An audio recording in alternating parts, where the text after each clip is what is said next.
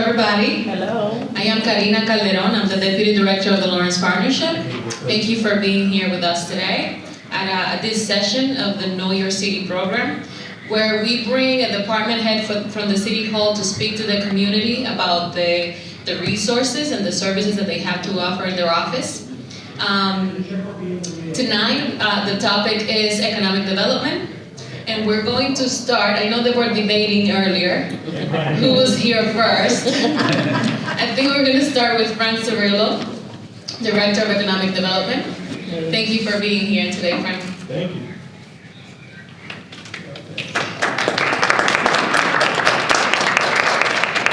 Thank you, everyone. And it pays to show up a good hour before the start time. And so today, we're going to talk about economic development, what the department is.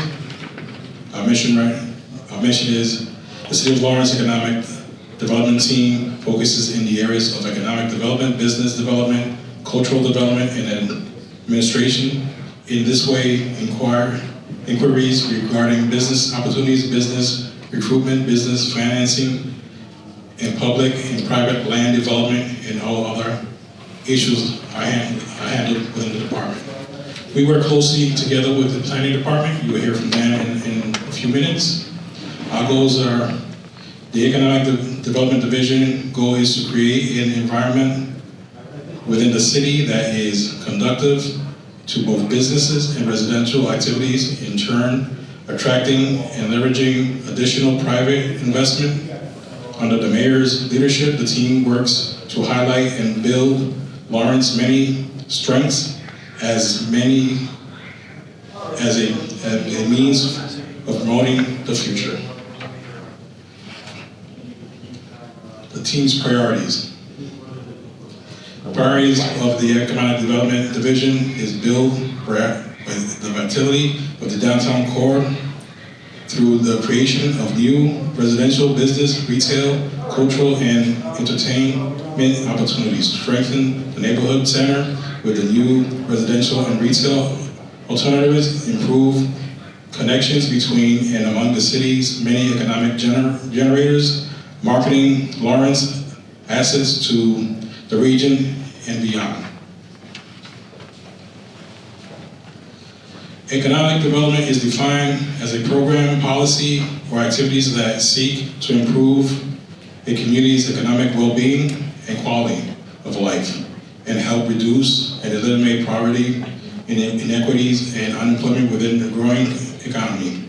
Economic development identifies growth areas to foster greater financial prosperity within the city, specifically by enticing companies to build or move offices here. Subsequently, these companies hire local talent, drive commuter traffic to the new offices, more workers are dining at local restaurants for lunch, getting gas at nearby gas stations, and stopping by local grocery stores on their way home, boosting the local economy.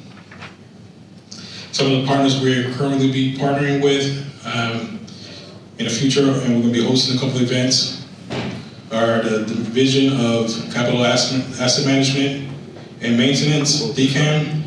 And this organization is going to be centered around giving the opportunity for our local developers and construction people to be certified to go after government grants and developments. And the Small Business Administration, the SBA, which goals are to create an environment within the city of Lawrence that is conducive to both businesses and resident activities, in turn attract the leverage of the mayor's. That was a typo. So it's about, right now, we're looking at how do we get the small businesses to credit repair, expand their businesses, and move forward as for bookkeeping to make sure they maintain the proper records to be able to apply for loans for expansion. With that, any questions?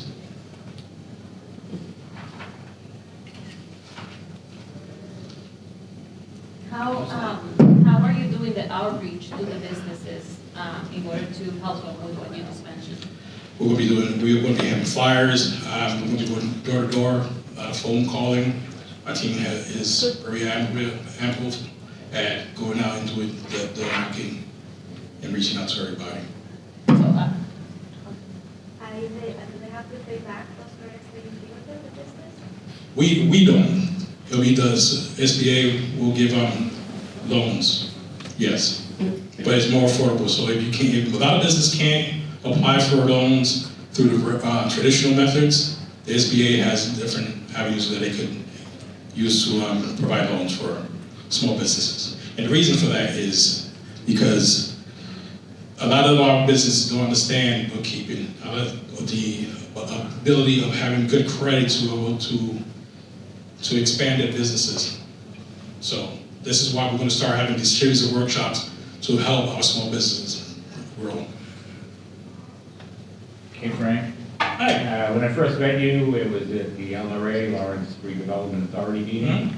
How do you fit in that picture, or that framework? For redevelopment, so Yeah. redevelopment and economic development go hand in hand. In order for communities to really develop, we have to start looking how we strategically develop or revitalize a lot of our buildings and blighted areas and landscapes. And that's why also, when we start doing that, we start attracting better businesses as well. And as well as educating our small businesses as what is out there for them. Do you guys take into consideration the traffic and the traffic routes right now? Ah, yes, we do. With a traffic study, we will have traffic studies that will address some of those issues about traffic, parking, congestion, and how we mediate that. But I don't want to take away from Dan's presentation. Go ahead. I'll leave that for the expert. I have plenty to say. Okay. Any questions? Okay. Thank you, everyone. Thank you.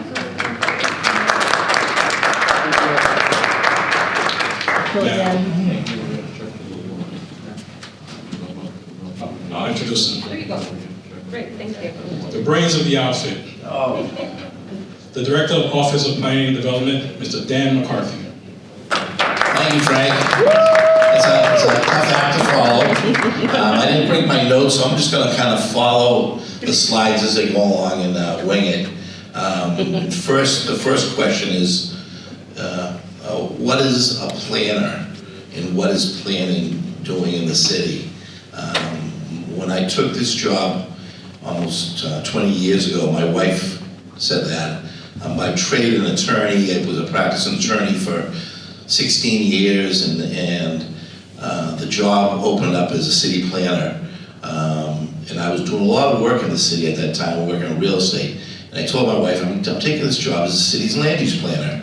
And she said, well, what's a planner do? I go, isn't planning kind of common sense? Why need somebody to plan? Isn't that, you wake up in the morning and you plan. Is that really a thing?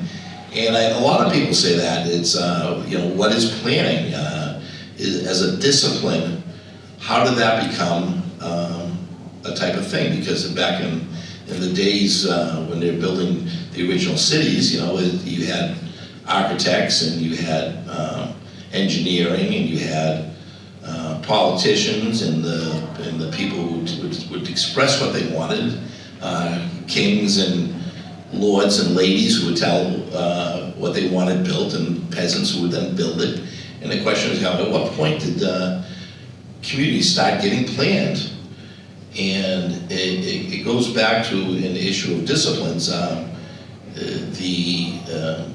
Incorporating at college level a variety of different fields of study, which included architecture and engineering that I mentioned, but it included also sociology, economics, psychology to a certain extent, political science. These all were existing types of knowledge and education that was prevalent.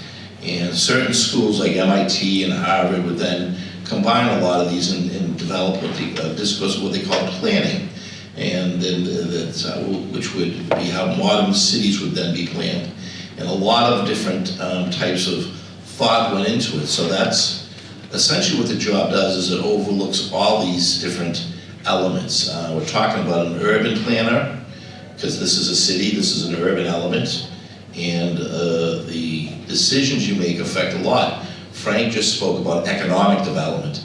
That is clearly an aspect of planning that's important to the city. You brought up the issue of traffic and traffic studies and transportation.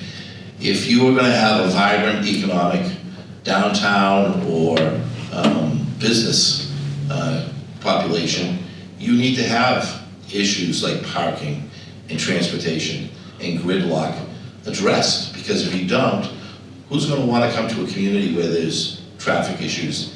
And if you want to go to a store, you have to go half an hour in a traffic jam. Those are the type of things that the city planner has to do. And it has to be studied. It has to be, there's a lot of people working in the city, at the state level, at the regional level, who work with us and do these types of things.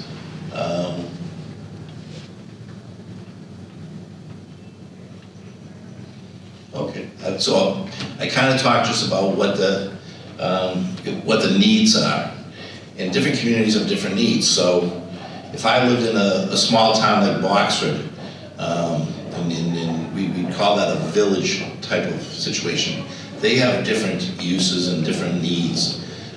When you have an urban setting like Lawrence, you have different neighborhoods with different levels of education, different levels of economic development, of prosperity and non-prosperity. Right now, there's a lot of people who are doing very well with the economy, and on the other side, there's a lot of people not doing well in the economy. We've had a lot of issues in the city dealing with homelessness. That's one of the things we deal with. The city is responsible for developing housing programs, and that includes dealing with the homeless, but also building housing for young people, for families, for a wide array of people. Right now, that's one of the big issues that we study. Next one. Okay, strategic urban planning. So strategic urban planning is dealing with issues that I just described. So there's a lot of them. A community like Lawrence, we deal with social changes, different populations. Lawrence is often referred to as an immigrant city. So we deal with different cultures and different changes over decades and decades of development. Lawrence was actually a planned city. It didn't just spring up like Salem or Boston did. People would follow where the cows walked, and those cow paths became streets, and those streets got paved and they became roads. Lawrence actually has some of those roads, and we call them county roads. Most of them are named after communities. So like Lawrence Street, Haverhill Street, which is right out here, those are old county roads that at one time were horse and buggy type roads. They were dirt, and they go back centuries.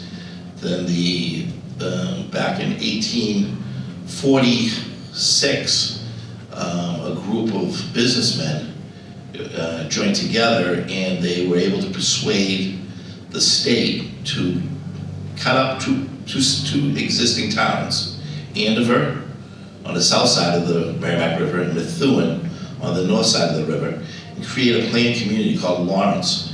So this property, this land became the property of these business developers, and they began building canals, building roads. They built the Great Dam on the river, and they owned this. They privately owned this entire area, this cartel of businessmen.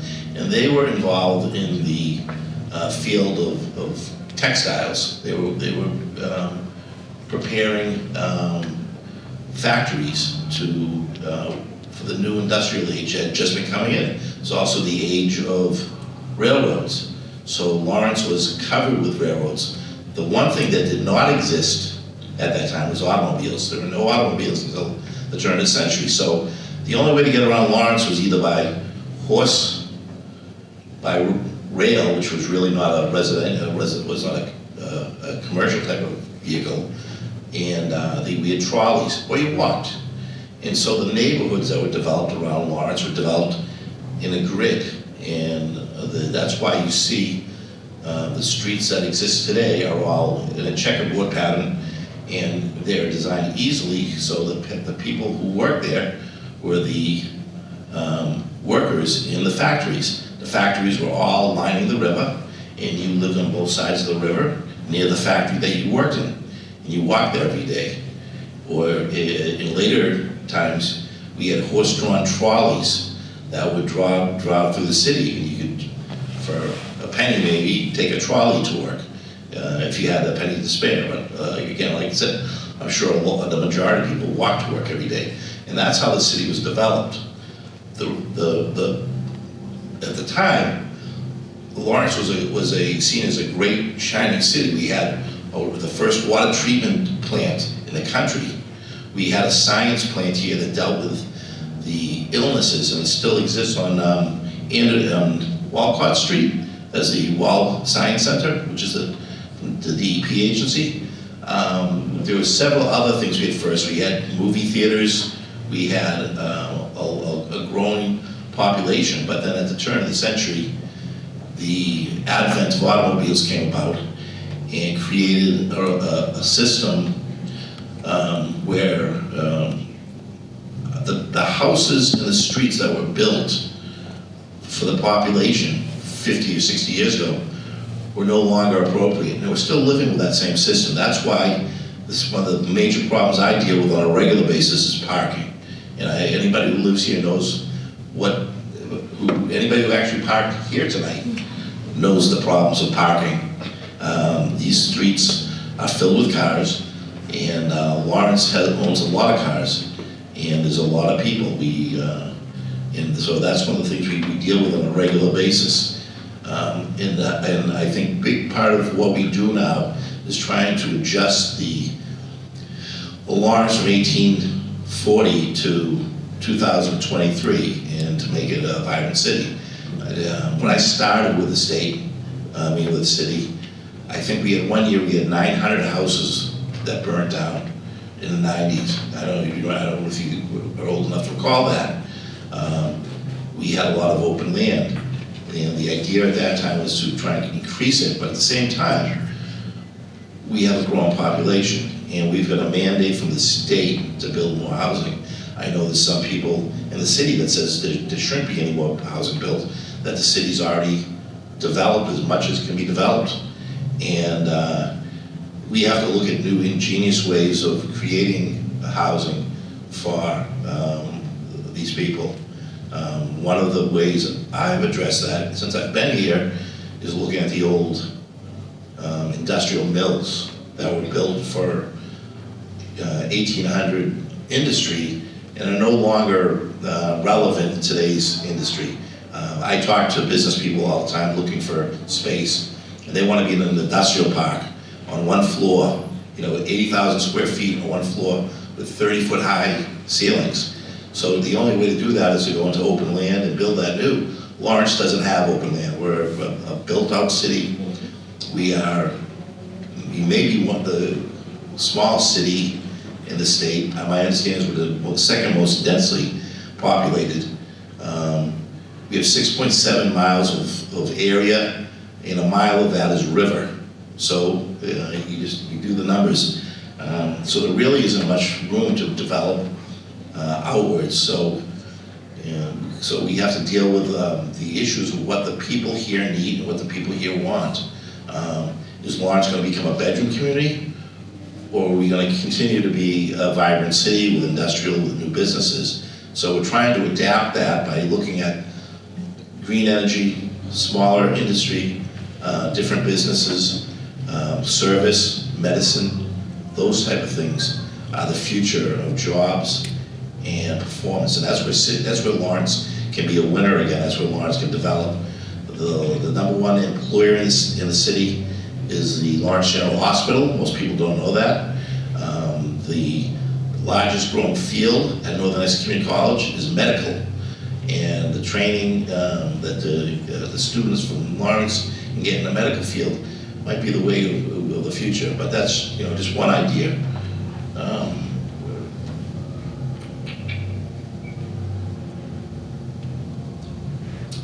Okay, land use planning is how I originally started with the city.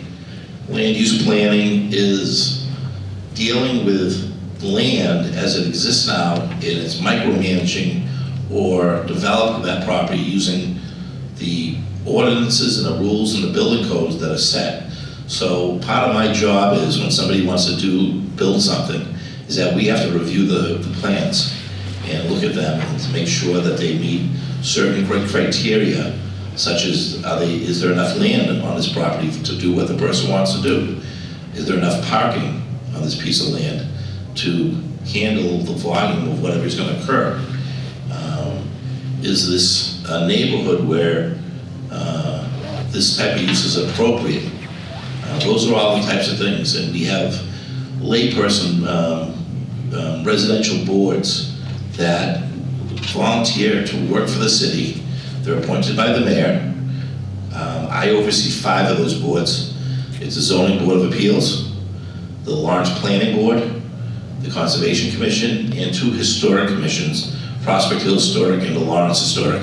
So all of these boards review certain aspects of development, and that's part of our job, is to make sure that any new project is going to be developed in the best manner for the city, that it's not just done ad hoc. In master planning, so if land use planning is building on a small scale, master planning is planning for decades out. It's to build for the future.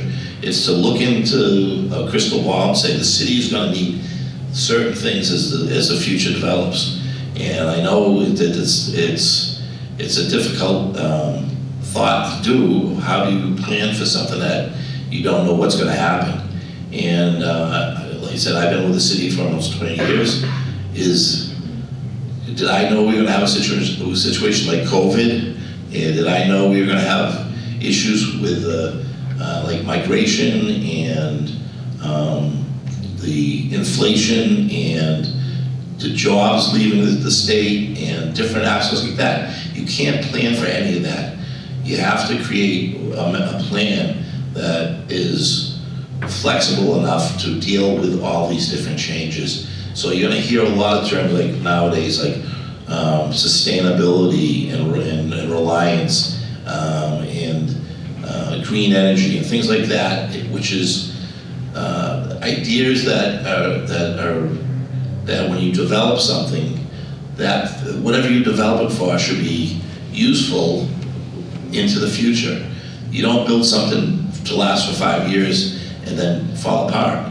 You build it so that it can be maintained and serve the community over a long period of time. And that's the idea of master planning, to come up with large concepts like green energy or changing the building neighborhoods to suit the people, having mixed uses so that you live in a neighborhood where you have a food market, where you have a gas station, where you have different things.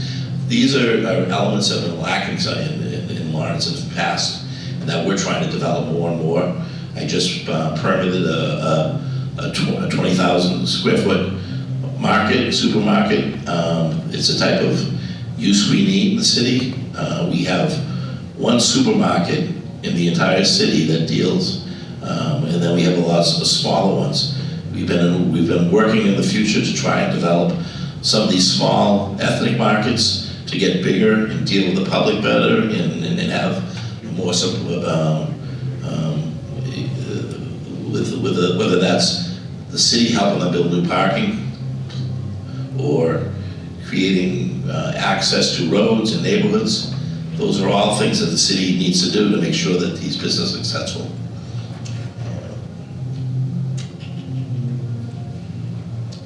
And then urban revitalization is another manner of development. It's usually called redevelopment. You've heard of the Lawrence Redevelopment Authority.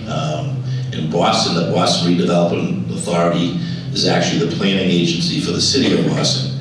And what they look at is they try and redevelop regions or neighborhoods based upon concepts of what are necessary, whether that's a downtown neighborhood and you're trying to increase the residential population, or whether you're trying to bring more parking to neighborhoods so that there's an ability to shop and to go to a restaurant or maybe go out to a nightclub at night and you can know your car is parked in a parking lot that's safe and secure. So those are all types of revitalization theories that we adhere to. All right, now we're going to get back to where Frank started in the beginning, and that's economic development. So that's the basis of everybody who exists has an economy in their home. A family household has its own economy. Economy means the way that you sustain yourself. That's by having a place to live, food, a job, the necessities, education. All those things are part of an economic world for a family, for a neighborhood, for a community, for a city, or for a nation. So there are different levels of economic development that we have to look at, and that's important. What Frank mentioned a lot was about the economic success or failure of the city, making sure that it supports our small business people, our families, our the workers who do the things that are necessary to make the city function. And I think it's important that we recognize that that every little element goes into this economy.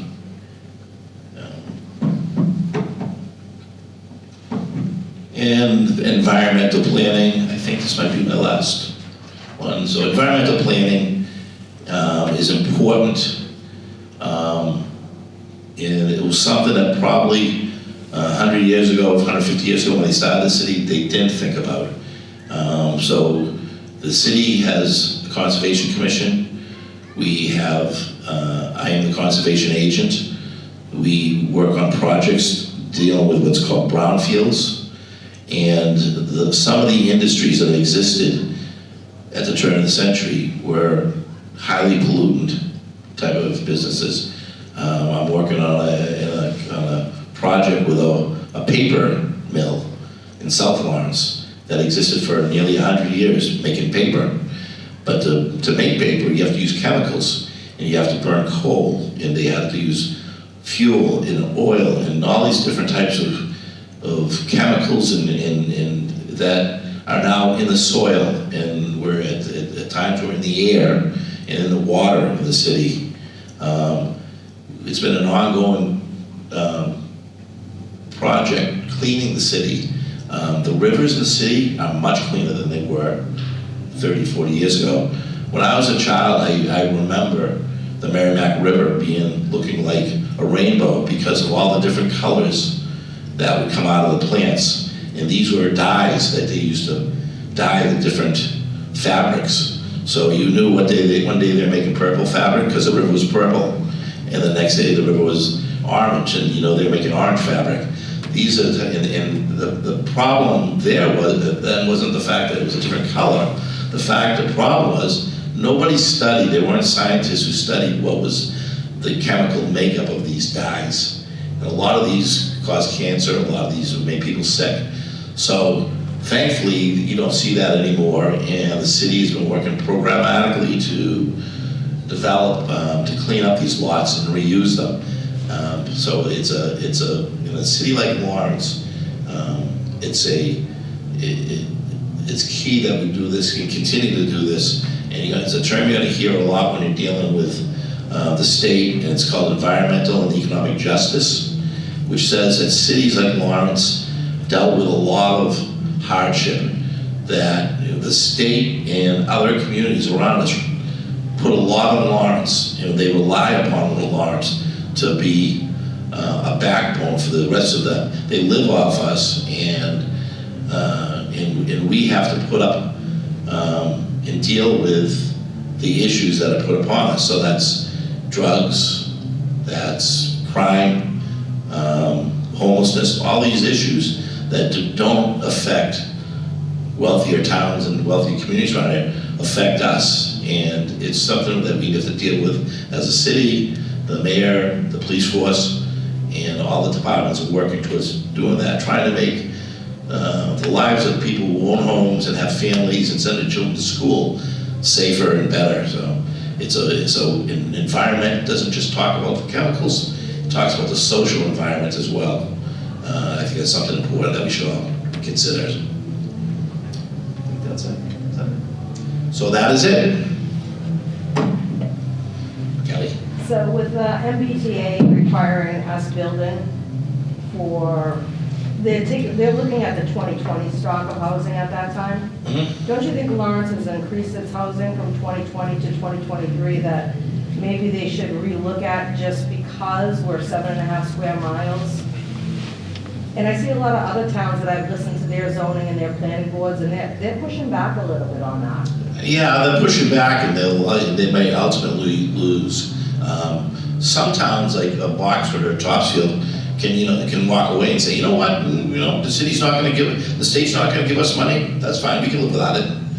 But that's not the case in Lawrence. Our entire school department is paid for by the state. A lot of our housing in the development. The issue, I think, is, and we got to recognize, the census says we have 88,000 people. That is not the case. There's easily more than 100,000 people, and people say maybe more than double that. So the key, I think, is identifying these issues and addressing them. Well, that's what I'm saying. We can't, pass something or get, they'll just keep building and require it. Well, but we have to push that there's over 100,000. I think you have to be creative about it. I think that's the real issue. It's being creative. I am the biggest advocate to say the neighborhoods that exist in South Lawrence, in Tower Hill, and on Park Street, those areas are built out as much as they can. I don't see developing those areas and putting more people in those neighborhoods. And the people who live there know that because they have to walk 5 blocks to park a car, and those issues. So we're looking towards the industrial corridor and Merrimack Street to develop new things. We have expanses of open land that along the river that can be developed. But that's our worst traffic areas, is like those 3 bridges in Merrimack Street. Like, you can't move. So there is a traffic study being done because of that. And what Dan is talking about is transit-oriented development. So when you build areas around. When you start to really developing areas around the train station, it starts reducing the traffic input of cars, because now people are going to be able to go onto the train and use the train and be more productive and more transit throughout the whole community. And not just here in Lawrence, but they can now start finding jobs in Boston and other areas.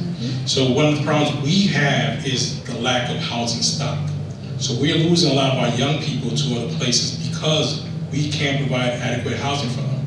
So when we start developing around the Merrimack corridor, where we just got the overlay district redesigned to allow for housing there, you're going to see a decrease in a lot of the traffic that's in those bridges. So I am very well aware of gentrification? going. No, not gentrification. Well, I feel like it because a lot of people can't afford those loft apartments and, So that's, and I'm glad you bring that up, because that's, transit-oriented development is about equitable development. It's about making sure that the people that are buying and living in the area can afford to live in the area. It's not just slapping a fancy name like affordable housing and saying that's the solution. Affordable housing is a tax credit that the developer gets. We're looking at income-based, mixed income-based development where people that are being charged, if it's gonna be rent, it's gonna be based on their income. That's how you can do actual affordable housing, when you make it really affordable. But we have to do it around areas where people can use alternate means of transportation. We are a compact city. And if you go over to the state, to Salem, they're developing a compact city called Tuscan Village. We're there already. We just have to make it smart, and smart growth, in order to increase the tax revenue and not increase taxes on the community. What about the school system? We all these redeveloping or attracting all these, investors coming into the city and rebuilding for affordable housing, but what about the school system? What are we gonna do with this? Maybe a lot of kids coming in, obviously, because it's family. So how many kids we gonna put into a classroom? Are you guys gonna redevelop a school, make it bigger? So I think what Frank was talking about earlier was the city's got a lot of needs on a wide array of so families should be living along in this corridor that we're talking about? I don't think that's what we're planning. I think what we want to do is have it so an area where we recognize what the different needs are. Young people are staying in their parents' homes till they're 25, 30 years old because they don't have a place to go that's affordable. So if we build new housing with affordability into it, young people might be able to go to it. Empty nesters who might want to sell their house to a young family can then move to an apartment near a train station. But do you want to live next to a train station that doesn't have restaurants, or doesn't have stores, or doesn't have the conveniences that you want, that a walkable neighborhood would have? I think that's the idea of what we're doing now is that, and I think this administration has been very clear about it, is that they want to make sure these areas are mixed-use development, that we're not putting just hundreds of housing units in one place and nothing else, that we're making parks, that we're building trails, that we're building areas where kids can ride a bike, or developing these areas along the river. I see other communities like Haverhill. When you go down by the river, there's apartments, there's restaurants, there's vitality. We could do that very easily in South Lawrence. We have all these old industries that overwhelm that neighborhood, and they're changing now. The businesses are gone, and now's our opportunity. So that's where we're looking to build the housing that the state wants us to do. The state wants us to develop a number of properties, but they don't care how we do it, as long as we do it in an efficient way. And we're not required to have the housing built, but we have to make it possible so that it will be built, it could be built. It's that the permitting scheme is done in such a way that we're not refusing to let people live. And I think and you brought up was a good question about the schools and populations. That is not, the actual facts on the ground are not, is that the new developments are not increasing the children in the schools. They're not impacting the police department or the fire department. These new buildings don't have fires, or if they have fires, they're, oven-top fires.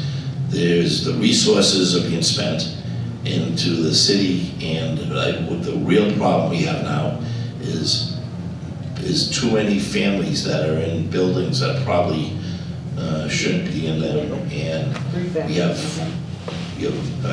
more than 100 students in the high school who don't have a place to live, and those are the situations that we really need to deal with and make that.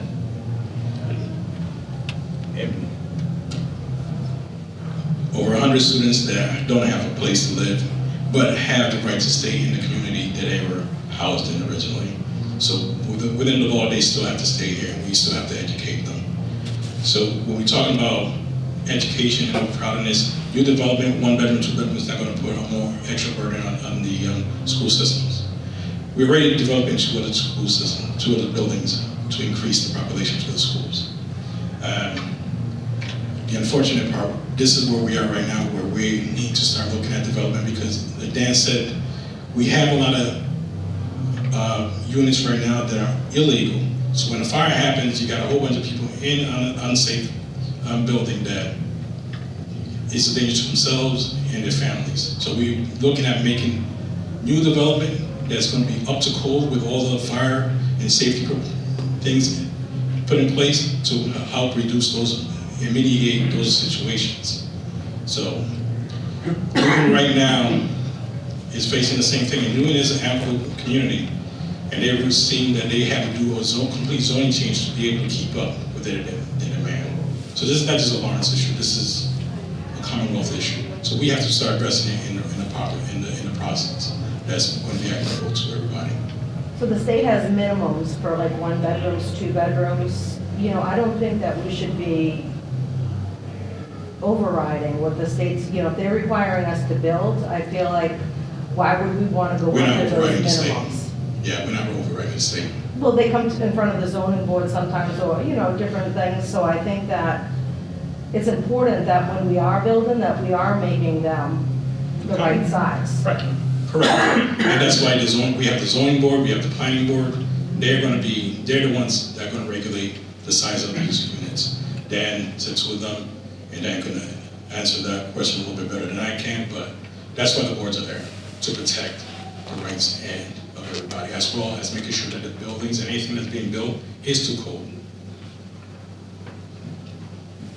Thank you guys for coming out and having this talk with us. I think it's very important to engage the community in these talks. My question is, when was the last time that our zoning ordinance was reviewed or revised, and when was the last time it was updated? Because you talked about the history of Lawrence from back in 1940s, and now we're seeing a community that has a whole bunch of needs that need to be addressed. And I think that, okay, we can follow the codes, but those codes were written for 1945. We're in 2023. I believe that we need a revision of those codes. Is that going to happen in the near future? Yeah, I agree with you 100%. As I mentioned before, I've been with the city for a long time, almost 20 years. In my entire time, we've not had a master plan. The zoning ordinance would be changed through a master plan, something that the plan would request. My recollection is I actually had a law firm down on Common Street, and the city had hired a consultant to draft a master plan. And my understanding is that when he brought the master plan to the city council, they were not happy, and they fired him. And that was the end of the master plan. And it's really something that we should address. It's not something that can come overnight. To do that, you need to get all the city departments to invest in it. You need to make a task force. I'd love to be working on a master plan. I've worked on several overlay districts for the city and drafting those, but I guess these are a full complexity. It's to do what you're asking is a full-time job, and we've thought about it. And like I said, I think we'd have to go out to bid and hire somebody, but it is something that we do need. It's not impossible. What do you mean by a master plan? So Methuen also, not just Lawrence. But Methuen also doesn't have a master plan. They're right now starting to work on developing a master plan to do the changes. So it's not impossible, but master plan is going to map out what the future of the city is going to look like moving forward. And I think Dan explained that a lot in his presentation. So this is why we are behind and we need to start looking at developing a master plan for the city moving forward. So if you don't have a master plan you're working on, like what kind of timeline are you talking about when you talk about these new developments? Is it in the short term or is it still in the long term? To do a master plan at a time? No, like if you don't have a master plan, Yep. You're talking about all these new types of developments that you're Yep. working on. What is kind of the timeline then? Is it happening in the next 5 years, 10 years, 20 years? I mean, a master plan I imagine is 10 plus years, right? For new development. Yeah, I just mean like if you're talking about all these new plans that you have in place. Yeah. So they're very short term or short? I think it depends upon your community and the level of complexity. I know our boards usually permit a project in less than 6 months. That's considered an extremely fast time compared to most communities. But I think in Lawrence, we have to realize and recognize that the developers need an incentive to want to come to Lawrence, that we have to work with them. Other communities can push back a lot more than Lawrence can. But we want to work with developers. We want them to develop the vision that we see. But at the same time, we've got to be flexible and welcoming as a community to have new money, to have developers, to have the existing developers in the city continue to work. And again, a part of that is being any developer, they need to be profitable. We've just come out of one of the most profitable high economic periods in the last 8 years. I've been with the city through several peaks and valleys, and I think that's what we're considering. We haven't started to dip yet into a valley, but when those times happen, the only development you get is affordable housing. Over the last 5 years, we've had a lot of market rate housing, and I get a pushback at some time to too much market rate housing. But the reality is you need a little bit of every type of housing. And when the economy is poor, affordable housing will continue to be built, but market rate housing won't. They'll go to the other communities, they'll go to the place where they won't develop at all. I think that's a bigger fear, is that as the population grows and we don't develop and don't increase it, the amount of housing, the cost of housing are going to stay high. Right now, the cost of buying a house is finally dipping, but rental costs aren't. Rental costs are staying solid, and they're high, extremely high. And that's one of the biggest burdens for the city, which is a high rental city, and a lot of people don't have the privilege or to purchase. They have to rent, and they're spending too much of their income on rent. But how do you answer that? I think the state has to take a bigger interest in doing that. I think the federal government does too. It's a heavy lift for a city, a small city like Lawrence especially, to have to deal with that, and we deal with it as best we can. But to answer your question a little bit better, so from shovel to completion, it could be 3 years. But that's not counting having to go before the zoning board, having to go back to redesign, having to do wraparound meetings to figure out if your design can actually be built, cost of materials and everything. So you're looking at least between 4 to 5 years of being developed. Just on Essex Street right now, they've done a couple of developments, correct? The Melix and another one. And those are 3 to 4 years out of development. We have completed a couple. So Lawrence already has development when it comes to development and we're developing. But to answer your question, yeah, it could be a 4-year wait turnaround because you have to go through the planning, you have to go to zoning, and if they're recommending changes, you have to go to those changes. Unless they completely deny you, then you have to wait 2 years before you could even try it again. Did I answer your question? Somewhat. Somewhat, okay. Counselor? Thank you. Both of you know me well enough to know that I do think outside the box quite often. Has anybody ever given any thought of decking over the Merrimack River between Merrimack Paper and Pemberton Park to create usable space over the river?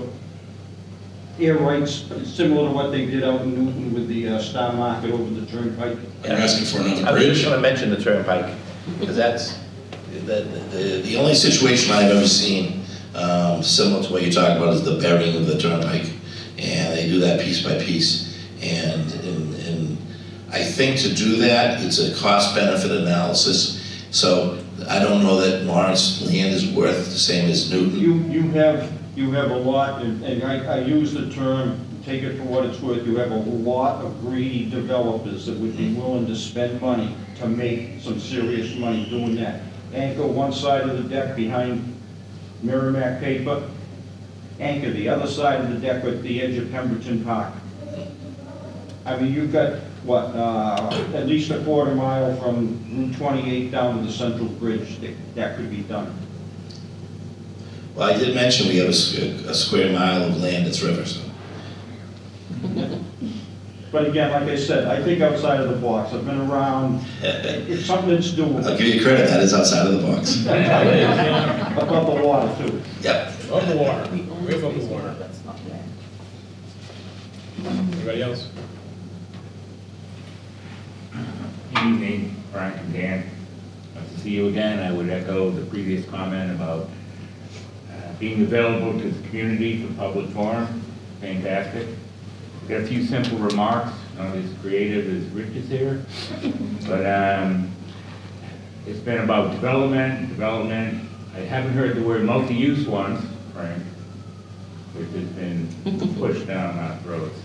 But traffic, schools, but no one's mentioned water and sewage. I know it's in the plan, it's very important, but no one seems to mention it. Maybe because it's dirty, but it's just a remark, you know. I know it's in your master plan, whatever. So when we are looking at any kind of development or anything, before and any plan we do, right now we're working on the original urban redevelopment plan that was done back in 2015, around 2017. But before moving forward, we have sat down with every department, water, Department of Water, Department of Public Safety, to look at what their concerns are, what the needs are, what can be done. Water and sewage is definitely one of the biggest problems areas we've seen right now is Summer Street area, where 100 Summer Street is, towards Jackson Street. It's probably about $250,000 fix, which the water department has. So, yeah, we look at everything before we can start bringing anything. And on top of that, a lot of stuff we might have to go before our counselors to have this conversation. But before that, we try to get all our ducks in a row. I'm trying to get to these quick. The next one, Dan talked about the supermarket. Is that, you talked about the Allen Street project? Mm-hmm. Is that going forward? Mary Ann and the state delegation were all over it last month. I'm assuming it's really pushing forward. So that just came to the Lawrence Planning Board last week, and it was very favorably reviewed and approved. So yes, that will be going forward. It's a building, there's a former part of the Pacific Build, they call it Dye Works building. Yeah. It's a large, I believe it's about 40,000 square foot, and it's going to become a pharmacy, a multi-use. Multi-use. But their uses, we've got more than 150 new units of housing that have gone on to Island Street, and these are amenities that a family would expect to have in a community like this. And we're very, very, it's a good project. very supportive of this. The other one is any news on the showcase site? None. You know, that's been going, been hearing that for years. One last thing for you, Dan. When are you moving to the luxurious Merrimack Street site from 12 Methuen? Monday. So if you're looking for Office of Planning Development, next week will be 360 Merrimack Street, Building K, second floor. I was going to say, publicize that, but 260? 360. 360. I have a question over here. So, obviously, we all have concerns regarding, you know, the urban planning, economic development, and all of these business and residential developments.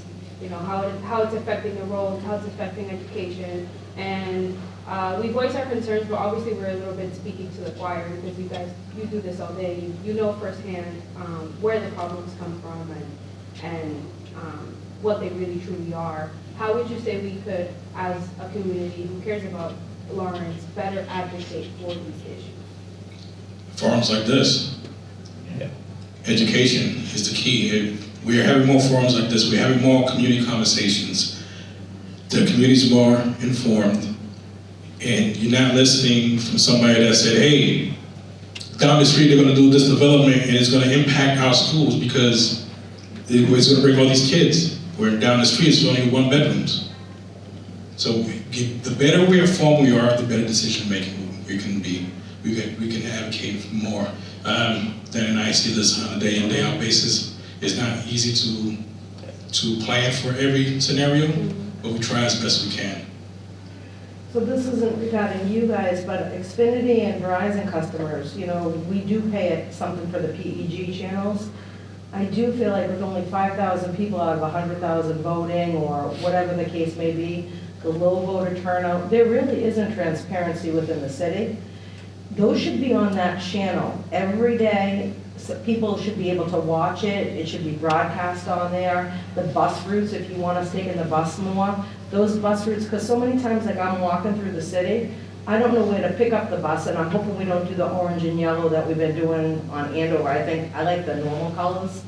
That looks like a McDonald's bus stop. You can't control MEVA's colors, but you know where they are based on their colors. But I don't know what the routes are, or where, you know, where they're going. It would be nice if we had those on the TV to publicize those types of things, so everybody else knows that there's free bus. You could get across faster on the bus than driving through the city, or, you know, I don't know. Yeah, I'm going to agree and take that back. We'll take that back to the office and have a conversation with me about better publicizing their routes. Yeah, I would like the community involved in, you know, but nobody shows up at City Hall. As low as the turnout Lawrence had, Beth Thorne had less of a turnout. So think about that. It's sad. The town next door, where people were supposed to vote more, voted less than Lawrence did. That's why the state's trying to take us over, because they know nobody's showing up to push back. Beth Thorne as well, it has its problems, and it's just right a couple of blocks that way. Everybody has problems. But it's how we address it, and it starts with education. How we educate our people and everybody in the community, and making sure people have the best options and know what's out there for them, or where they can find the information. Dan and I have an open door policy. Our staff is customer service oriented, where we make sure, everybody makes sure that everybody knows some of the answers. If they don't know the answer, they're going to find the answer from the person that does that job, and if they can't get that person, they'll set up a meeting. No matter which way, when you come to office and planning, we're open to the public. I think Dan and I are the only two that don't make appointments, because we believe that we have to serve the community, and every time we're in the building, we're serving the community, and our staff are geared the same way, to serve the community. Anybody that comes through the door is going to get the best service they possibly can. Correct? Absolutely. And Dan works a little bit more than I do, so he's here on the weekends. Anybody else? Thank you for doing this. I'd like to thank everybody here for coming out. Again, as Kelly said, the more participation we get from the community, I think the more vibrant a city will be.